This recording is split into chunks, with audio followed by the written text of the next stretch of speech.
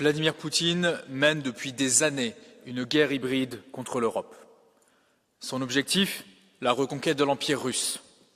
Sa méthode, la déstabilisation politique. Ses outils, financement de partis extrémistes, guerre informationnelle et ce que la Commission européenne a justement appelé la guerre énergétique. En effet, pendant 20 ans, l'Europe a augmenté sa dépendance au pétrole et au gaz russe. Avant même sa tentative d'invasion totale de l'Ukraine, Vladimir Poutine a utilisé notre dépendance énergétique contre nous. En baissant ses livraisons de gaz à l'été 2021, il a créé un véritable choc gazier pour déstabiliser l'économie européenne. Aujourd'hui, nous, Européens, nous déclarons notre indépendance vis-à-vis des énergies fossiles russes.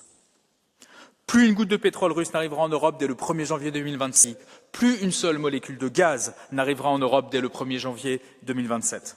Aujourd'hui, nous savons que nous pouvons le faire grâce à la révolution énergétique et écologique. Car c'est par la sobriété, l'efficacité énergétique et l'investissement dans les énergies renouvelables que nous pourrons reconquérir notre souveraineté énergétique, c'est-à-dire notre liberté.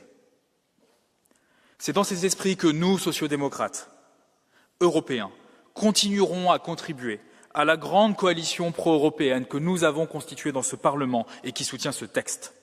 C'est avec cette même détermination que nous négocierons pied à pied avec les États membres afin que l'Europe se libère enfin des énergies fossiles russes.